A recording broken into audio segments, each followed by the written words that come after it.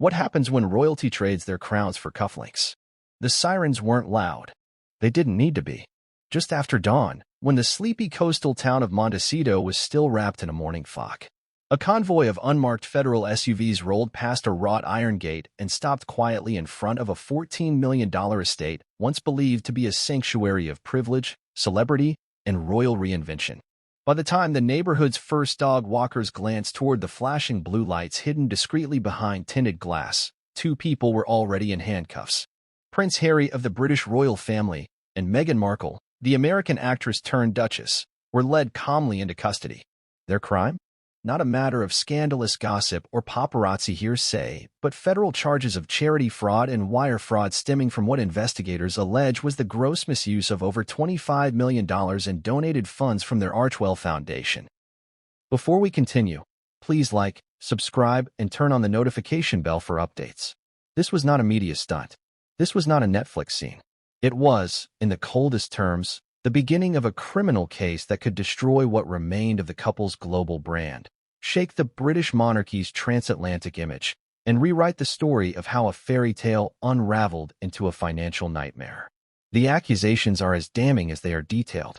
According to a series of leaked investigative memos and early court filings, the Sussexes funneled charitable donations into a lifestyle that included private jet travel across continents, extensive designer wardrobes, undisclosed security bills, and costly home renovations, all paid for under the guise of philanthropy.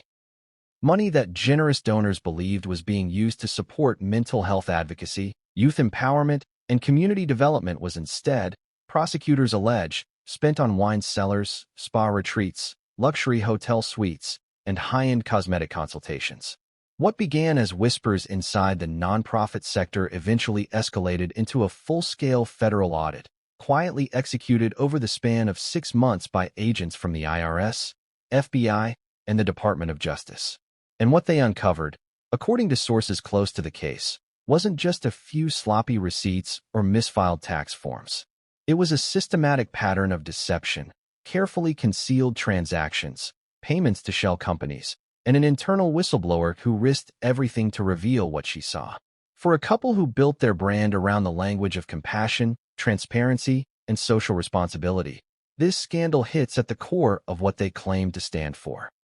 Meghan and Harry presented themselves as victims of a cold institution and oppressive press, using their newfound independence to champion causes for those without a voice. But as the public now grapples with this unfolding story, one painful question hangs in the air. Were they using that compassion as a smokescreen for greed? This video will take you inside the timeline of the investigation, starting from the anonymous tip that triggered the first audit, to the early signs financial experts missed, and the luxury purchases that couldn't be explained. We'll hear from insiders who worked closely with the couple, financial analysts who traced the movement of donor funds, and legal experts who now believe this case could become one of the most high-profile fraud trials involving a global public figure since the fall of Elizabeth Holmes. We'll walk you through the moment of arrest, the reactions from Buckingham Palace and global media, and the possible years, yes years, of prison time that now hang over the heads of the Duke and Duchess of Sussex. And we'll explore how their inner circle, once filled with powerful celebrities, Hollywood elites, and billionaires, began to fracture the moment the audit began. Many of them, it turns out, had questions of their own. What makes this story even more chilling is not just the criminality, it's the betrayal. People donated to Archewell not because they were buying into a product, but because they believed in the people. Retired teachers mailed checks. Young children gave their birthday money. Major corporations pledged millions. Everyone believed the message. Few thought to follow the money. But someone did. According to internal sources, a former financial officer at Archewell began noticing discrepancies in expense reports just over a year ago. Trips that were described as mental health outreach retreats had no receipts showing community involvement, only hotel bills, jet charters, and spa invoices. Consultants listed on payroll had no online presence, no business licenses, and were unresponsive to federal contact attempts. More damning still, there were reports of payments made to a wellness contractor, who, upon investigation, was actually Meghan's personal stylist under a different name. The former officer flagged her concerns to Archewell's internal board. She was allegedly ignored. So she went higher. Through a lawyer, she contacted a nonprofit accountability organization, which then alerted federal authorities. That's when the quiet investigation began, and when Meghan and Harry's world, so carefully curated through glossy interviews and choreographed appearances, started to crumble behind the scenes. You may remember their glowing Oprah interview, their lofty declarations about service, healing, and making the world a better place. But in court filings obtained by multiple outlets, it suggested that while Meghan sat in a garden speaking about mental health, an invoice was being processed for a $75,000 couture shopping spree labeled under community outreach. In this video, we're not just chasing gossip. We're tracing facts. We're examining the forensic evidence that federal agents say makes this case a slam dunk. We're digging into the timeline of how a beloved public couple lost their grip on accountability and how their most vocal defenders, from Tyler Perry to Oprah Winfrey, are now scrambling to either distance themselves or cooperate with the law. And we will follow this story wherever it goes. Because this is no longer about popularity. It's about legality. If convicted, Harry and Meghan could face serious prison time, restitution demands, and permanent damage to their names and reputations. Legal experts say charity fraud is not only prosecutable, it's a high-priority offense, especially when involving international figures and eight-figure sums. But beyond the courtroom, this scandal has set off a cultural reckoning. Can celebrities still be trusted as social advocates? How many other foundations operate under glossy PR campaigns but function as personal banks? And who will be brave enough to investigate them? The world is watching. And as this case unfolds, every step of the Sussexes' financial history will be placed under a microscope. From the moment they left the palace claiming freedom, to the moment federal agents walked them out of their mansion in cuffs. And this is just the beginning. As news of the arrest began to break across major networks, a stunned public scrambled to make sense of what felt like a surreal turn of events. Wasn't this the same couple who had spoken so earnestly about healing the world through compassion? Hadn't they just appeared at a mental health summit? Hadn't Archewell just launched a campaign encouraging young people to lead with kindness? Now those same faces were being loaded into a government SUV under suspicion of orchestrating one of the most high-profile charity frauds in recent history. The timeline of their financial downfall didn't happen overnight. It was, in truth, a slow erosion of boundaries. When does a charity-funded retreat cross the line into personal indulgence? When does security for a public figure become a paid-for luxury entourage? Where exactly is the line between funding a cause and funding yourself? That blurred line, according to federal investigators, was crossed many times over. Records show Archewell received massive corporate pledges shortly after its launch, riding on the tidal wave of media sympathy following the couple's departure from royal life. Brands desperate to associate with the Sussex name funneled money into Archewell's initiatives, some pledged millions. And individual donors, captivated by the couple's narrative of overcoming institutional oppression and bullying, joined the movement. Donations poured in from the United States, the UK, Australia, and across the Commonwealth. But according to forensic accountants working with the Department of Justice, a staggering percentage of those funds, nearly 80%, were redirected into personal use within 2 years. And it wasn't just a few luxury items here or there. It was an infrastructure of deceit, staff members on payroll who functioned more like personal assistants, event costs padded with overcharges that were never passed to vendors, and renovation bills that labeled upgrades to Meghan and Harry's Montecito home as office expansion for wellness retreats. The internal audit, initially kept out of the public eye, uncovered this disturbing trend through metadata, contractor cross-referencing, and interviews with former employees who began to speak once legal immunity was offered. One damning discovery involved a private jet chartered to fly the couple and their children to a secluded island. The flight cost $325,000, but the foundation paperwork listed the expense as a mobile outreach project. No outreach occurred. No locals were met. No speech was given, but the cost was covered by Archewell. And this wasn't an isolated incident. Another trip billed under Climate Awareness Partnership turned out to be a luxury getaway to a private eco-resort in the Maldives, complete with spa services, organic wine tastings, and a private chef. According to whistleblower testimony, the only climate-related activity conducted during the entire trip was a staged photo shoot for a still unreleased PR video. When the Department of Justice quietly subpoenaed Archewell's banking institutions, they weren't just looking for unusual purchases. They were mapping a web of transactions. shell companies in Delaware and the Cayman Islands, consultants with non-functional websites, and repetitive payments to an advisory firm allegedly run by a close friend of the couple with no prior nonprofit experience. What began as concern about financial mismanagement ballooned into a possible conspiracy involving false reporting, obstruction, and fraudulent tax filings. And yet, for months, the Sussexes carried on publicly as though nothing was wrong. Meghan appeared at international women's conferences, speaking passionately about female empowerment. Harry launched a mental health documentary. Joint statements were released expressing their deep commitment to community impact and global healing. All while, behind the scenes, federal authorities were stacking evidence that painted a very different picture. There's something particularly disturbing about the weaponization of idealism. Charity, by its very nature, relies on public trust. When someone gives to a nonprofit, they are not buying a product, they are buying belief. In the case of Archewell, people were not just giving money. They were investing in the idea that two prominent public figures, having survived intense media scrutiny and familial rejection, had emerged stronger and more empathetic, eager to use their platform for good. That illusion has now shattered. Among the leaked documents obtained by investigators is an internal Archewell spreadsheet titled Impact Plus Expense, which appears to justify personal spending by assigning vague social benefits to each item. A $50,000 clothing expense was labeled Image Elevation for Public Mental Health Campaign. A home theater installation was categorized under Employee Well-Being Enhancement. Multiple invoices for private dining experiences at celebrity restaurants were tagged Network Development Meals. According to IRS officials, this attempt to rationalize private indulgences as nonprofit expenses is not only unethical, it's criminal.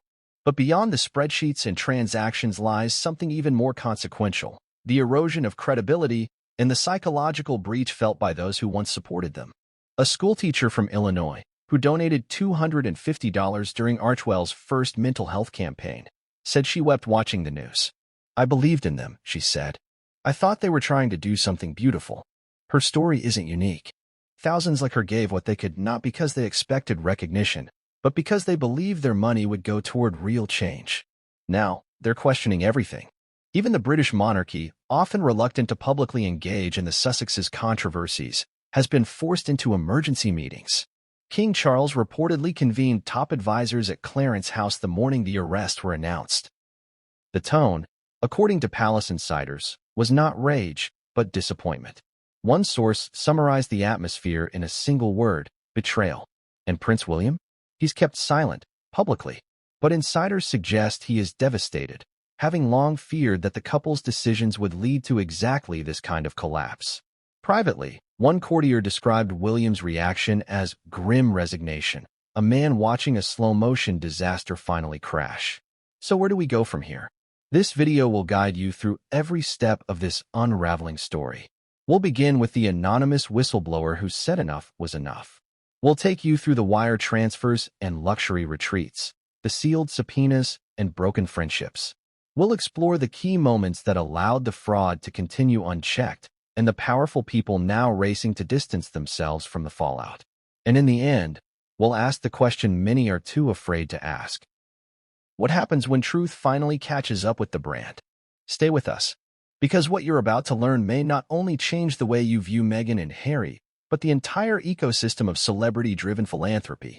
It was just past 6 a.m. when the neighborhood's calm was interrupted by a subtle yet deliberate procession of black SUVs gliding up the winding road toward one of Montecito's most secure estates. The gated residence, known to locals simply as the Sussex Compound, sat at the far end of a private lane lined with palm trees and Spanish-style villas. Few would have guessed that a full federal operation was quietly unfolding within its manicured perimeter. According to sources close to the federal investigation, this moment had been months in the making. The decision to carry out the arrest at dawn was not arbitrary, it was strategic. FBI teams, along with IRS criminal investigators and DOJ officials, coordinated through the night. Every agent on the ground had been briefed with clear instructions: no media leaks, no drama, and under no circumstances were the suspects to be tipped off. The goal was efficiency, not spectacle. By the time the lead SUV rolled to a stop just outside the estate's entrance, aerial drones had already been deployed to monitor all points of exit. What appeared to be a routine sunrise in Southern California was actually the final act of a covert. multi-jurisdictional investigation that had uncovered what authorities now call one of the most egregious misuses of charitable funds in recent U.S. nonprofit history. A federal marshal stepped out of the passenger seat. He was followed by two agents carrying sealed documents, arrest warrants for Prince Henry Charles Albert David of Windsor and Rachel Meghan Markle, both listed under their legal U.S. identities. The gate security detail was already expecting them. Though shocked, they were cooperative, having received a court-authorized warrant to allow federal access to the private property. Inside the residence, everything was still. Surveillance footage later leaked to the press showed that Harry was in the kitchen wearing jogging pants and a hoodie, pouring himself a cup of coffee. Meghan, reportedly still in her robe, was upstairs tending to one of the children. What followed next was described by one insider as surreal. Two lead agents entered the house and calmly presented the arrest warrant. Meghan stood frozen at the top of the staircase. Harry, stunned, barely responded as he was told to place his mug on the counter and raise his hands. The arresting agents did not shout. They spoke with the precision and cold professionalism of officers who had prepared for every reaction from resistance to panic. But neither Meghan nor Harry resisted. Witnesses say Harry lowered his head, extended his arms, and quietly submitted to the cuffs. Meghan, visibly shaken but composed, asked if she could speak to her legal team before leaving. She was told she would have access to counsel upon arrival at the Federal Holding Center. As news of the arrest broke across early morning broadcasts, speculation turned into wildfire. Helicopters appeared overhead. Reporters from TMZ, NBC, Sky News, and BBC began congregating just outside the gated community. Paparazzi swarmed the perimeter, hoping for a glimpse of the Sussexes in custody. Law enforcement created a buffer zone to keep the chaos from spiraling. But the cameras didn't catch the arrest. That was intentional. This wasn't meant to be a media circus, it was a legal action. Still, the implications were massive. As the news crawled across television screens, breaking, Prince Harry and Meghan Markle arrested in charity fraud scandal, the world gasped. At a nearby cafe in downtown Santa Barbara, patrons stopped mid-sip as phones lit up with push notifications. A British tourist, overhearing the chatter, said, "It can't be true." But it was. The couple was driven separately to a federal processing center located in a secure government building near downtown Los Angeles. While Meghan rode in the back of an unmarked SUV, her phone was confiscated and bagged according to standard protocol. Prince Harry, under federal custody for the first time in his life, was placed in a separate vehicle. Neither was permitted to make any calls until after processing. The intake process took just over 90 minutes. Fingerprints. Mugshots. Miranda rights read. Legal representation was made available via their appointed attorneys, two of whom were already en route before the cuffs were even locked. While awaiting their first court appearance, they were temporarily separated into holding rooms outfitted for high-profile detainees, clean, windowless, and silent. By mid-morning, the federal docket had been updated. Case number 252014, HM. Charges: misappropriation of charitable funds, wire fraud, conspiracy to defraud, filing false tax returns.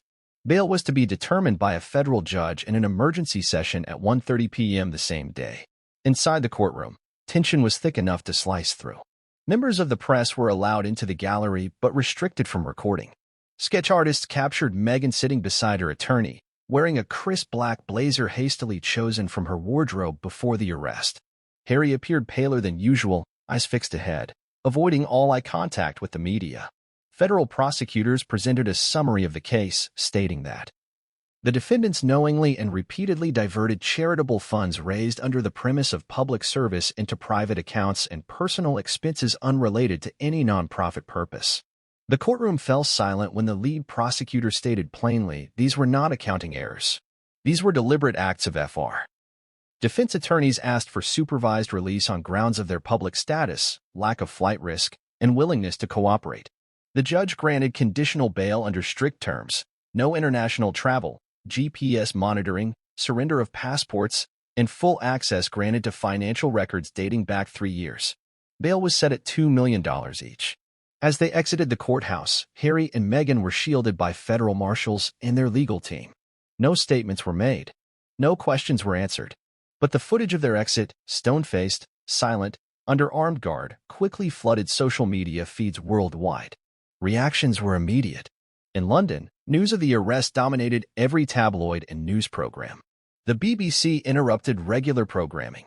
Sky News hosted emergency panels of royal experts and financial analysts. In the U.S., cable networks looped footage of the Montecito estate, courtroom sketches, and expert commentary dissecting every charge. CNN ran a banner. Royalty to ruins? But perhaps the most unexpected fallout came from their inner circle.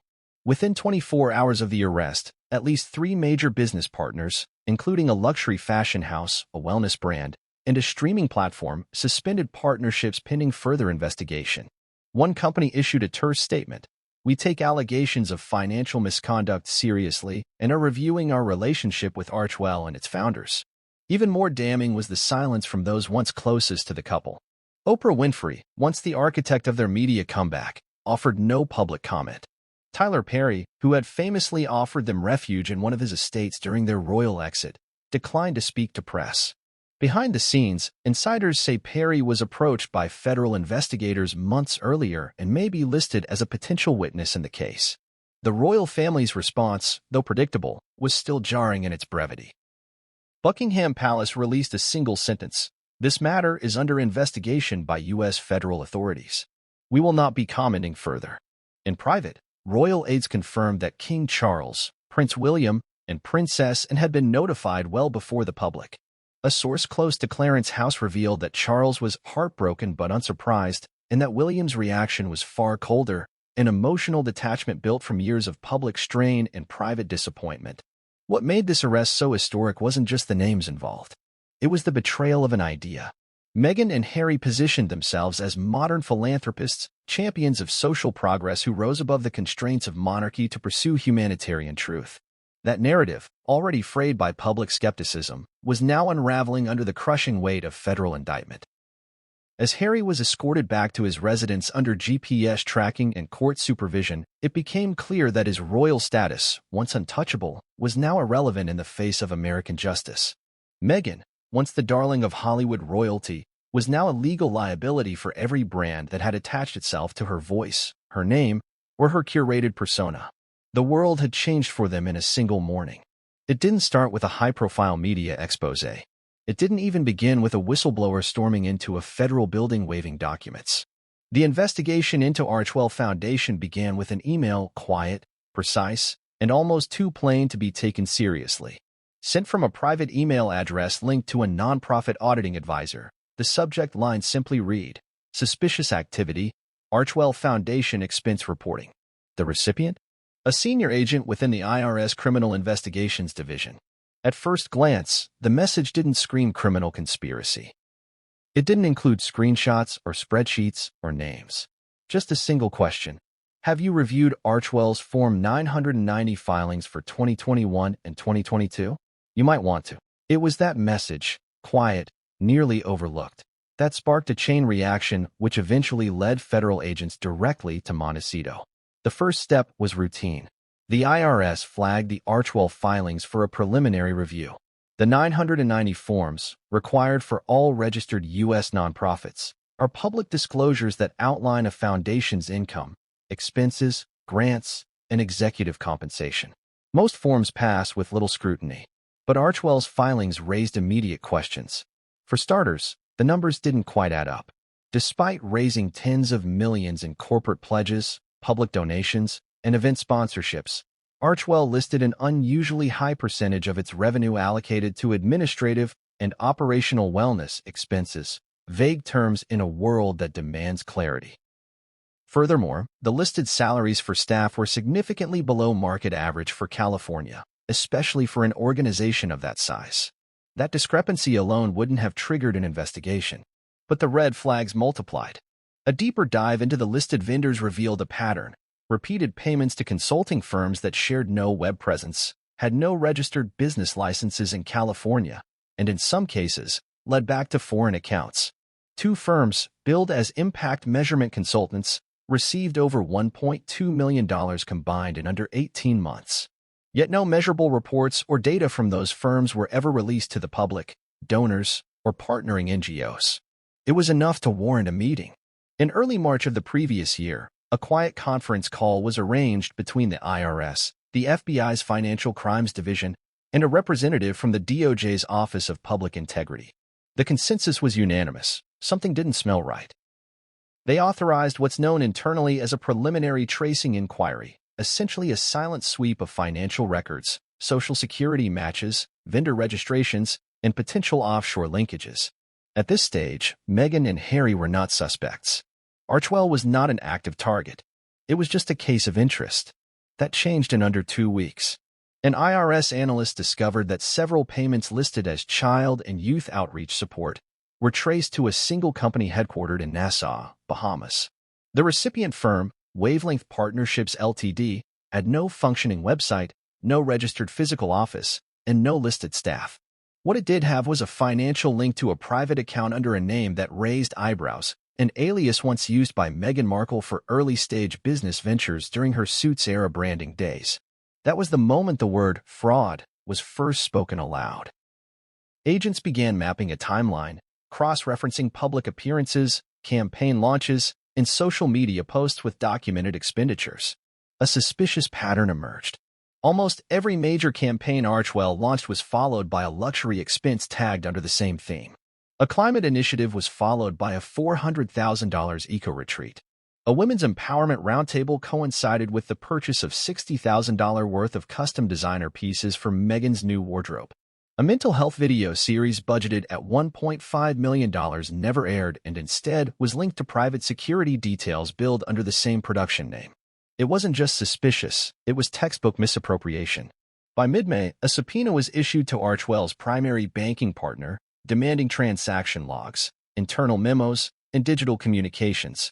The goal was simple: follow the money. That's when the breakthrough came. A former employee of Archwell, a junior financial officer who had resigned nearly a year prior, reached out to the DOJ through her lawyer. She had retained copies of several expense reports that she claimed were intentionally mislabeled before being filed. One particular entry stood out: a $78,000 bill for volunteer development training, which turned out to be a luxury resort stay in Bora Bora for Meghan and 2 of her longtime friends. In an affidavit, the former employee claimed she was instructed to keep internal discretion around all transactions authorized directly by the founders. "We were told not to ask questions," she wrote. If Meghan or Harry signed off on it, that was the end of the discussion. Anyone who pushed back didn't last long. She wasn't exaggerating. Records show that Archwell experienced an unusually high turnover rate in financial and administrative roles, many employees exiting after just a few months. Exit interviews obtained under subpoena reveal a common theme: confusion, fear of retribution, and a culture of silence. The DOJ, sensing an expanding net of criminal activity, elevated the inquiry to a full-scale joint investigation. Agents from 3 branches, IRS Criminal Division, FBI Financial Crimes, and the DOJ's Anti-Fraud Task Force, began working in a secured office in downtown Los Angeles. The target was no longer just the foundation. It was the founders themselves. The agents developed what they called a core link map, a digital trail connecting donor pledges, public statements, internal spending, and personal indulgences. Dozens of transfers flowed from Archwell accounts into shell companies that masked their final destinations: property management groups, luxury vendors, and concierge services usually reserved for celebrities and royalty. One such vendor, Greenwave Estates, received multiple payments totaling over $600,000. The business was registered under an obscure tax code that, on the surface, resembled a property development consultancy. But when agents followed the trail, they found the company was responsible for an extensive home renovation in the Sussex's Montecito estate, new pools, a state-of-the-art cinema room, and an imported Italian marble kitchen. None of it, by any stretch, was related to charity. As investigators dug deeper, they encountered resistance. Archwell's attorneys, upon learning of the subpoenas, filed motions to limit disclosure and tried invoking confidentiality clauses. But those defenses began to crumble when federal judges deemed the records vital to ongoing fraud allegations. It was during this legal scuffle that agents received a confidential tip, an encrypted file reportedly leaked by someone within Archwell's legal counsel team. The file contained dozens of internal Slack messages, email threads, and unreleased budget breakdowns, including one document titled Narrative Justifications. The document attempted to defend large-scale expenditures by dressing them in moral language. It claimed personal travel was essential for mental wellness modeling. Meghan's wardrobe expenses were framed as public-facing appearance consistency. Even the cost of installing bulletproof glass on the Montecito property, billed to the foundation at $95,000, was justified as a safety measure for youth programming guests. But no such guests ever stayed there. The DOJ was now in possession of a mosaic of lies, misdirections, and financial betrayal. As pressure mounted, Archwell's official public channels began acting erratically. Announcements were delayed. Staff refused interviews. Campaigns that had been scheduled months in advance were pulled.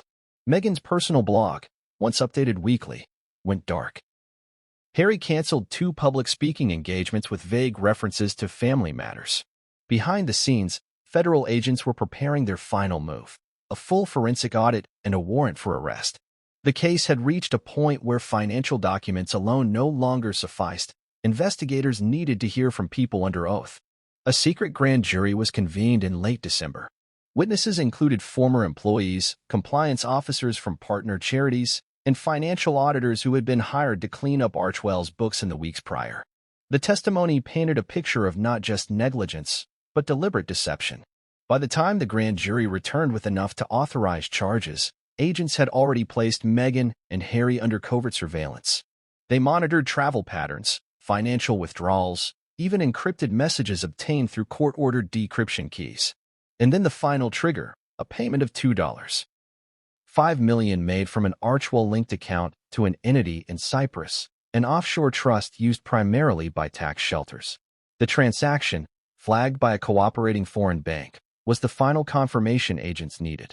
The DOJ filed immediate motions for arrest, requesting that it be executed before the couple could leave the country or move assets.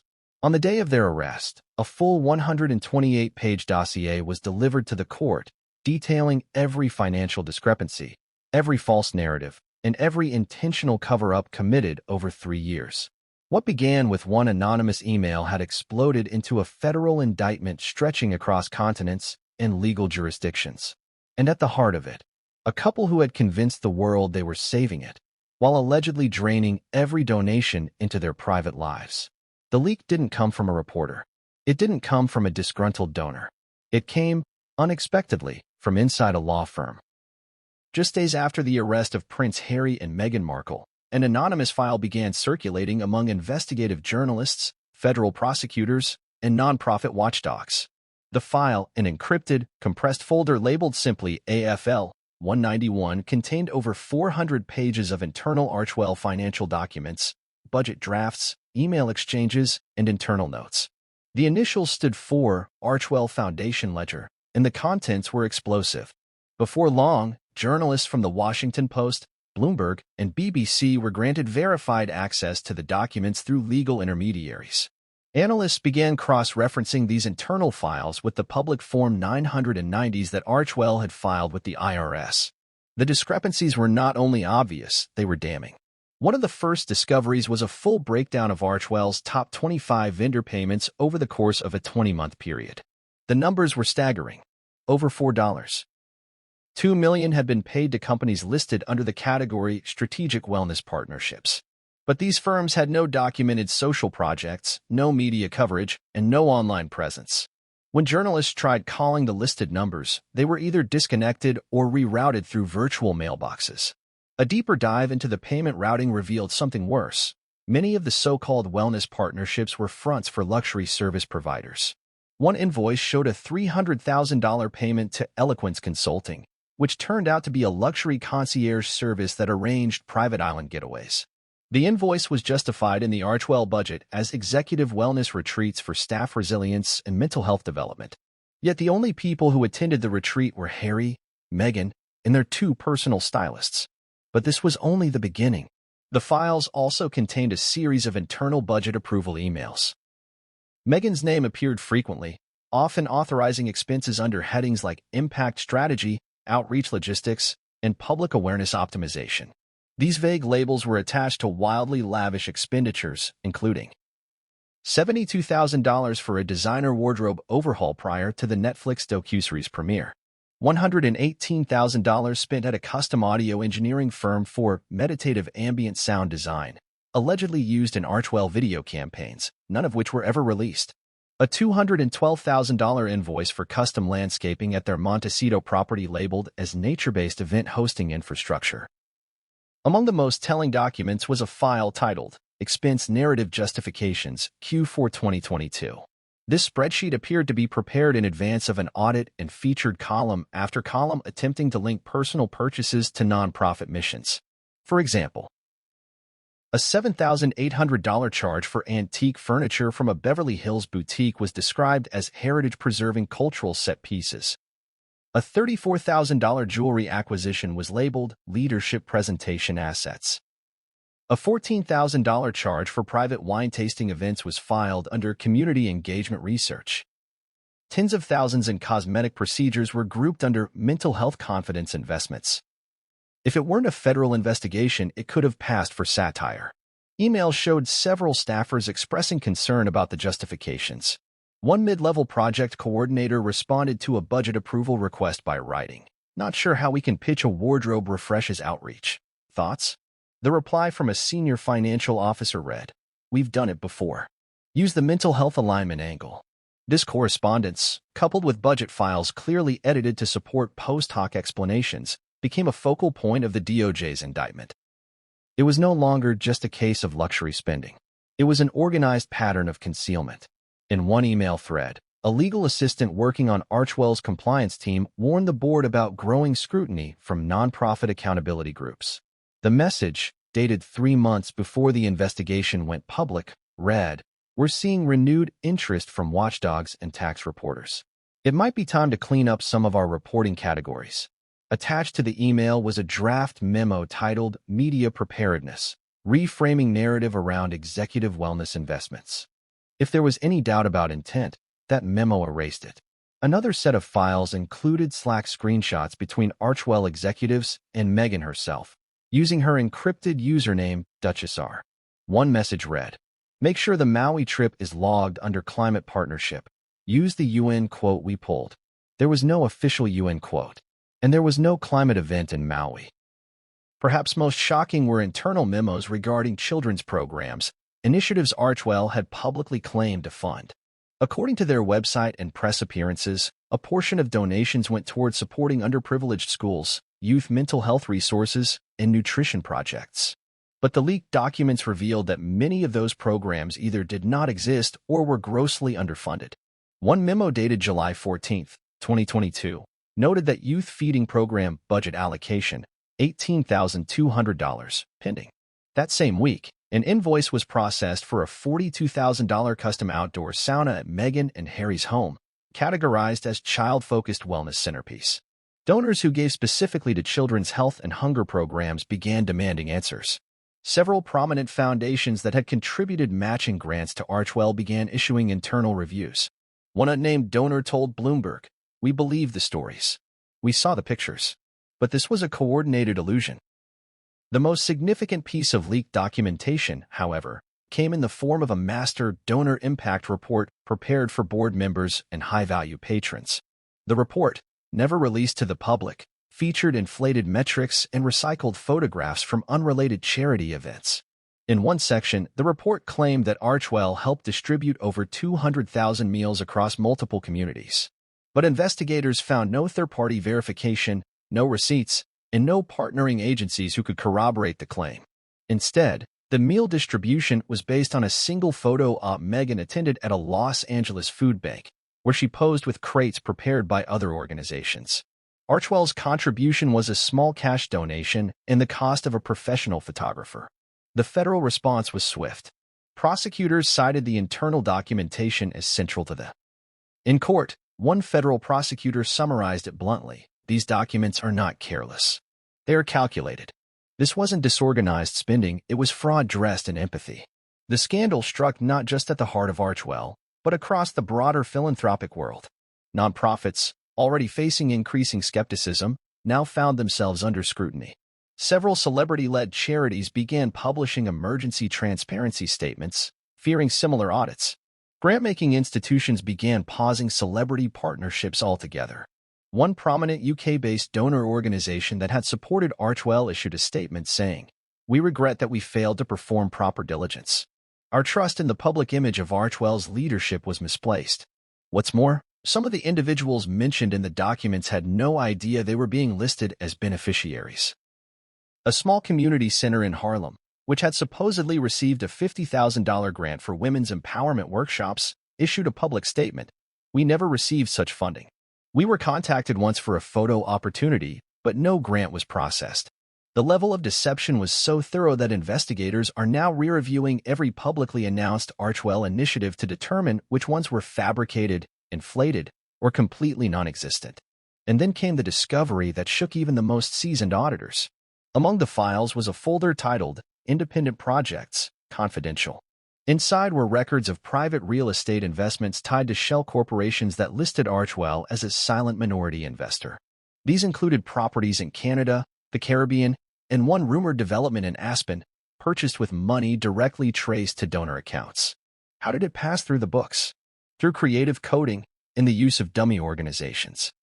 These revelations have prompted further investigations into the Sussex's financial advisors, accountants, and board of directors, many of whom may now face charges of conspiracy or aiding and abetting fraud. The documents didn't just show criminal behavior. They showed intent to manipulate public emotion and trust, to exploit the optics of compassion for personal luxury. The language used throughout the files was polished, strategic, and deeply cynical. Archwell, once marketed as a vehicle for healing the world, had in these documents been exposed as a shield, one that protected not just public image, but personal indulgence under the guise of social justice. This paper trail is now the backbone of the federal government's case. It confirms what so many feared but didn't dare to say out loud, that the entire enterprise may have been a facade from the beginning. For a long time, the narrative of Meghan and Harry's escape from the royal family was tied to one powerful name, Tyler Perry. When the couple announced they were stepping down as senior royals, it wasn't a British estate or an American embassy that took them in. It was Perry's multi-million-dollar Beverly Hills mansion. He provided more than just shelter. He offered private security, staff, and his own jet, all at no upfront cost to the Sussexes. At the time, it was painted as a gesture of goodwill from a fellow outsider who had also clawed his way into elite circles. Now, that once loyal friend is at the center of a criminal investigation that may define the next chapter of Harry and Meghan's lives. Tyler Perry's role in their new life wasn't just symbolic, it was foundational. Documents show that from early 2020 through mid-2021, Perry personally funded or facilitated nearly $4.5 million in travel, lodging, and logistical support for the couple as they transitioned to California.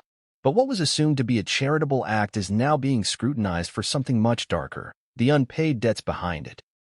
Federal investigators have revealed that despite Perry's initial generosity, there were clear financial agreements made between him and the Sussexes regarding reimbursements, agreements that, according to Perry's legal team, were never honored.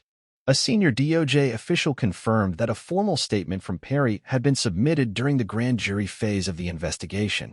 In that statement, Perry allegedly outlined detailed communications between himself, Meghan, Harry, and Archwell's financial liaison. These included multiple invoices, follow-up messages, and even a PDF agreement drafted by his own legal team requesting partial reimbursement for the mansion's upkeep, the flight hours on his private jet, and the cost of round-the-clock private security services contracted on behalf of the couple.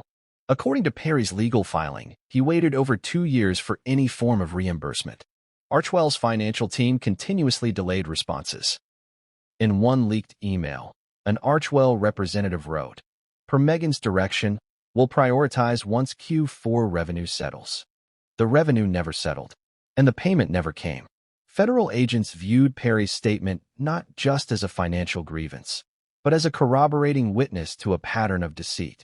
If Harry and Meghan could default on a personal debt to someone as powerful and wealthy as Tyler Perry, while using charitable funds for their own expenses, it raised the question, how many others were deceived under the pretense of trust?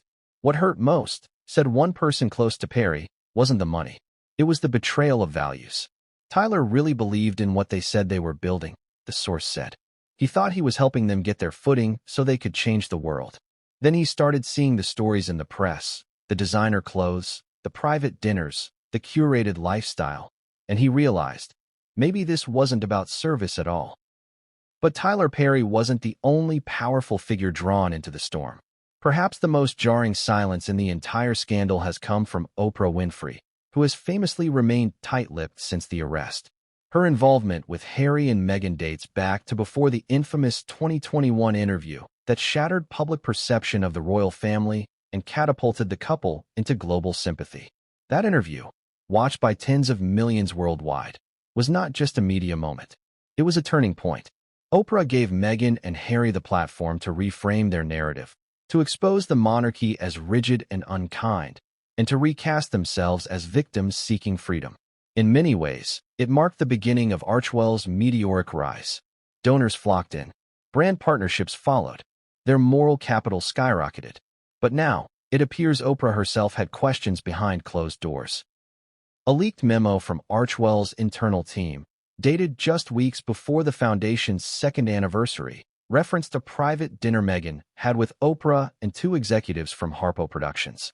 According to the memo, Oprah expressed concern about the optics of private indulgences amid charitable campaigns and suggested that Meghan lead by example in future appearances.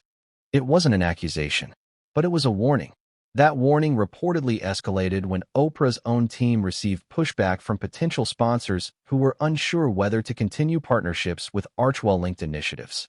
Brands feared that what had once been a sure bet, a clean-cut couple fighting for good, was now clouded by rumors of vanity, greed, and manipulation. A senior Harpo insider confirmed anonymously that Oprah's lawyers were contacted by federal investigators seeking clarity on Archewell's financial structure during production of their joint mental health series with Apple TV. That documentary, which featured Harry candidly discussing trauma and therapy, was partially funded by Archewell and Apple, but only a fraction of the budget appears on Archewell's public financial reports. That discrepancy raised alarm bells. Who paid for what? Where did the money go? Apple, when contacted, declined to comment on the funding structure but emphasized that their contributions went exclusively toward content production. Investigators, however, found at least two expense entries listed as mental health production logistics that led back to private invoices for Meghan's wardrobe and makeup artist on set. Oprah's silence became even louder when the arrest broke. As the story dominated headlines, celebrities and former allies were asked to comment. Most gave non-answers. Oprah gave none at all. But insiders now say that she, too, may have submitted a sealed affidavit confirming her knowledge of certain financial conversations. Conversations where, as one source put it, Oprah pressed them to be careful with their image and funds. In court circles, this kind of participation is known as a passive witness, someone whose reputation or past proximity to the accused makes their testimony important, even if they weren't directly involved in wrongdoing. Oprah's presence is even more crucial because of her status. If even she grew skeptical of Archewell's operations, it cast serious doubt on the integrity of the foundation's leadership. But Oprah and Perry were not the only high-profile individuals affected by their involvement. Serena Williams, Priyanka Chopra, Ellen DeGeneres, and others who once aligned themselves with the Sussexes have reportedly hired their own legal teams to handle potential subpoenas related to private events, donations, or promotional partnerships linked to Archewell.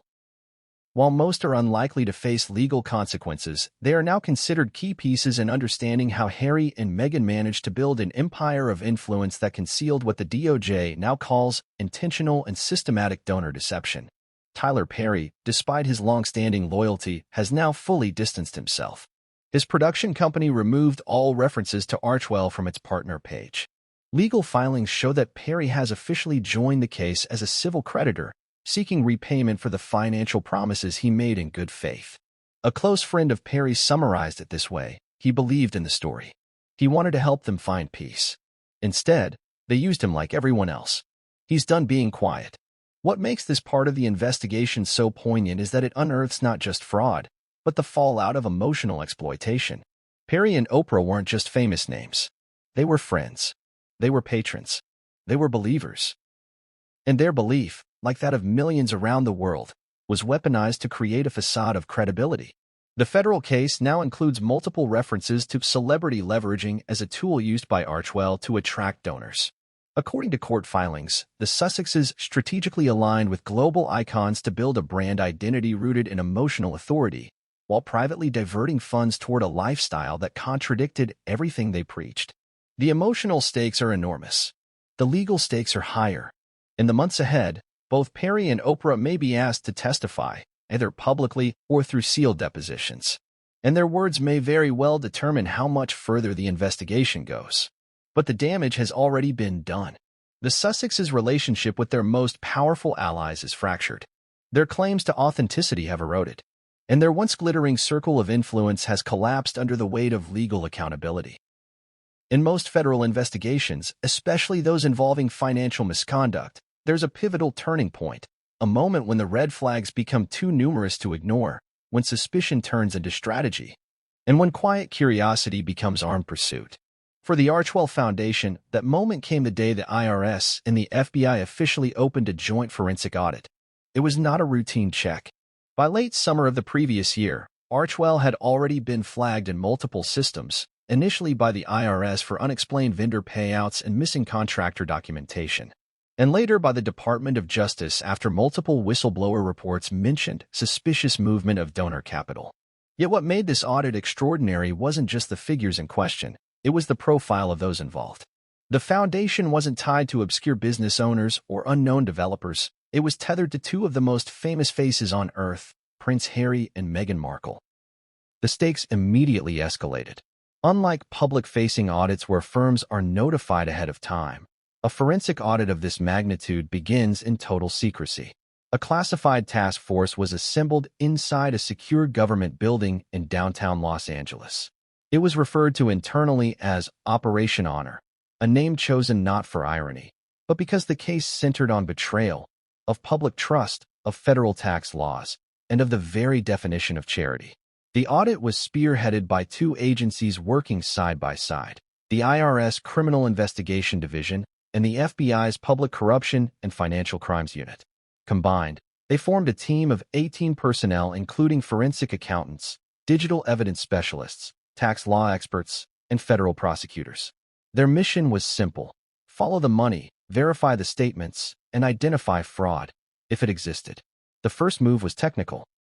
With federal court approval, the team gained access to all Archwell financial data hosted on cloud servers, including QuickBooks ledgers, internal spreadsheets, staff correspondence, and payment logs. They also secured bank records from two California-based financial institutions and initiated a digital trace of credit card expenses linked to the foundation's operational account. Then came the interviews. Under the guise of routine IRS fieldwork, federal agents began visiting former Archwell employees. At first, the questions were casual, about day-to-day operations, reporting protocols, and financial review chains. But by the third week, those interviews turned serious. Agents asked about specific transactions, vendor relationships, and Meghan and Harry's level of direct involvement in expenditures. That's when the picture started to change. Multiple staff members revealed that most of the major spending decisions didn't go through standard approval processes. In fact, the couple had created a structure where all large expenditures were signed off by either Meghan herself or a trusted executive assistant who reported directly to her. This assistant, later identified in legal filings, had no formal accounting background and held the vague title of Impact Coordinator. The team discovered that large sums, often in six-figure ranges, were processed using ambiguous coding. Terms like wellness strategy, public engagement coordination, and global youth logistics appeared repeatedly in expense memos, yet had no supporting documentation, no receipts, no measurable outcomes. What stunned investigators most was how brazen the structure was. There were no barriers. The foundation's internal oversight appeared to be paper-thin, if not entirely performative. Monthly reports were allegedly prepared only in the weeks leading up to public tax filings, and only after major transactions had already occurred. No real-time accountability existed. No budget committee signed off. And according to former staffers, anyone who questioned decisions was either reassigned or exited quietly. The IRS team traced over 70 questionable transactions in their first month, ranging from $1,200 boutique hotel stays to a $295,000 invoice for event logistics, which turned out to be a lavish garden party in Montecito for Meghan's birthday. complete with custom glassware, imported orchids, and a performance by a private string quartet. Each time a questionable charge was located, the auditors requested vendor confirmation. That meant calling businesses, comparing invoices, and verifying the use of funds. What they found was alarming. Many of the companies listed either didn't exist, couldn't be reached, or had been dissolved shortly after payments were made. One of the most suspicious was a consulting firm called Elevate Futures LLC, which had received nearly $900,000 in a 10-month period. According to Archwell's records, Elevate was contracted to provide organizational psychology support for post-pandemic outreach. But when agents traced the business registration, they found it had only one listed employee, someone with close personal ties to Meghan. No content was delivered. No consulting occurred. Yet the payments were real, and the money was gone. The deeper the audit went, the more disturbing the picture became. Agents uncovered a pattern they termed charity laundering, wherein funds were cycled through third-party shell entities and then redirected to vendors connected to the Sussexes' lifestyle. One example involved a luxury security agency in France, which had been hired under the label Event Protection Logistics for an Archwell summit in Paris that never took place. The same agency, however, had coincidentally also provided security for a private vacation the couple took that same month in Provence. Another discovery involved home renovations. Using thermal imaging, drone surveillance, legally authorized, and ground photos from county records, agents compared property changes in the Sussexes' Montecito mansion with vendor invoices labeled as facility improvements for programming. The results were damning. What was reported as educational conference space development turned out to be the installation of a wine cellar, a sauna, and a luxury screening room, all paid for by Archwell's operational budget. What set this case apart from others the IRS had investigated was the level of public deception. Archwell's media team had been releasing regular statements touting their impact, listing inflated numbers of beneficiaries, programs launched, and partnerships established. But when agents cross-referenced these public reports with actual data, they found that nearly 60% of the impact stats were unverifiable or exaggerated. The FBI got involved when international transactions entered the equation.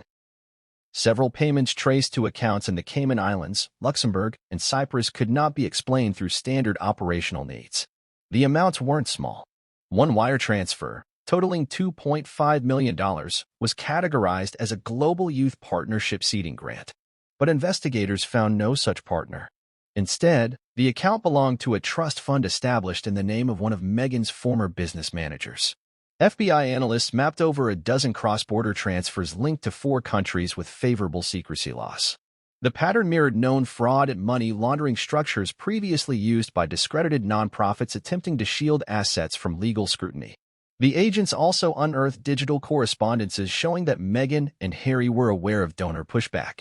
In one flagged email, Meghan discussed the optics of a luxury campaign launch and suggested reframing the narrative around emotional investment rather than physical results. That quote now appears prominently in the DOJ's criminal case. As the audit team finalized its findings, they compiled a 600-page master report cataloging every financial infraction. The conclusion was clear. Archwell had not only failed to meet federal standards of transparency, but had willfully engaged in the redirection of nonprofit funds for private benefit. The recommendation?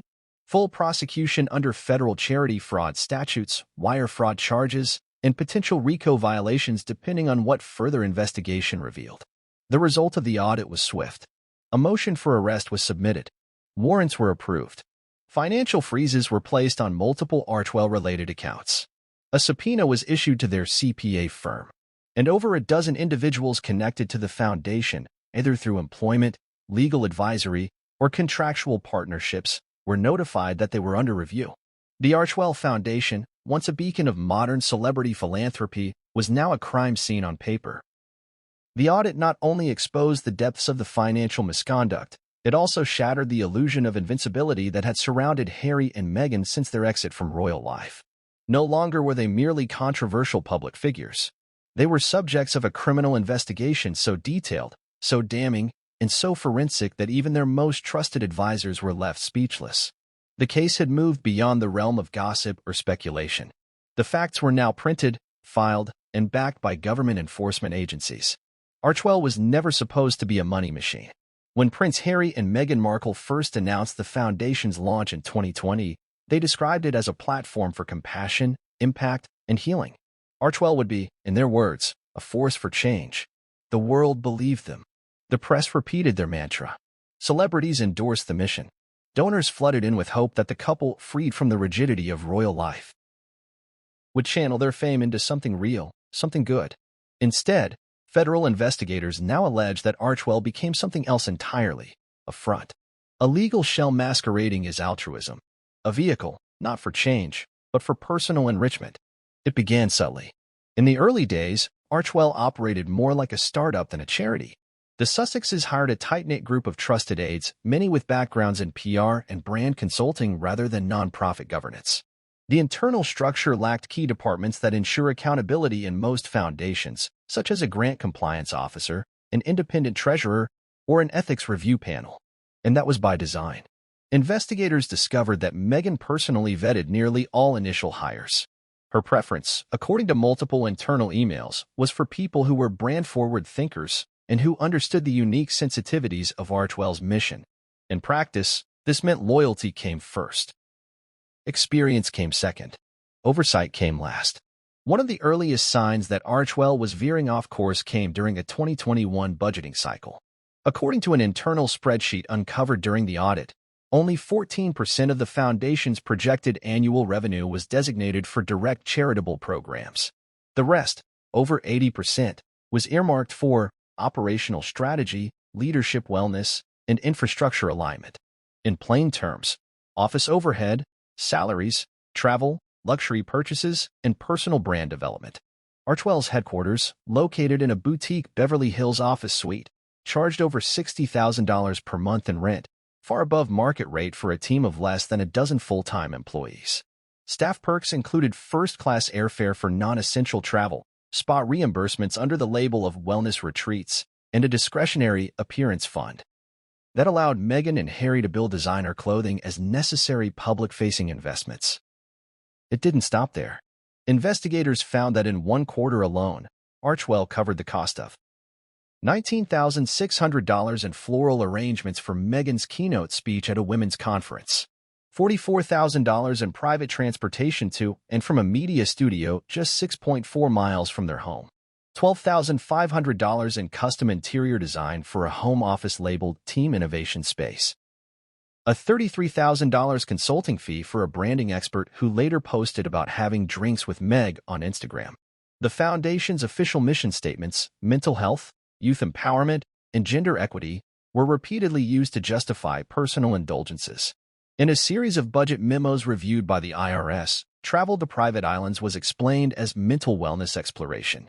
Home renovations were dubbed workplace enhancements for team resilience, and luxury retreats were described as restorative healing experiences for executive energy recovery.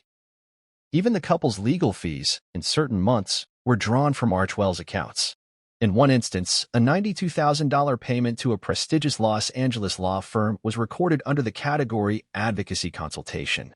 Yet court filings confirmed the services were for personal contract negotiations unrelated to any charitable initiative. The abuse extended beyond finances. The foundation's website, which once featured slick videos and statistics about their impact, turned out to be riddled with half-truths. A page dedicated to global education programs claimed that Archewell had directly supported 200,000 students in 10 countries. But when federal agents asked for receipts, partner confirmation, or third-party reporting, nothing could be produced. The source of that claim, according to one staffer, was a social metrics projection crafted by the foundation's PR team. Another claim, that Archewell helped plant 100,000 trees in deforested regions, was similarly unverified. Emails showed that the initiative was actually outsourced to a third-party environmental group that received only a $25,000 grant from Archewell. The remaining work was done by volunteers who had never heard of the Sussexes Foundation. So where did all the money go? Forensic accountants mapped it out. In a confidential DOJ report, they presented a flowchart titled Archewell Asset Funnel.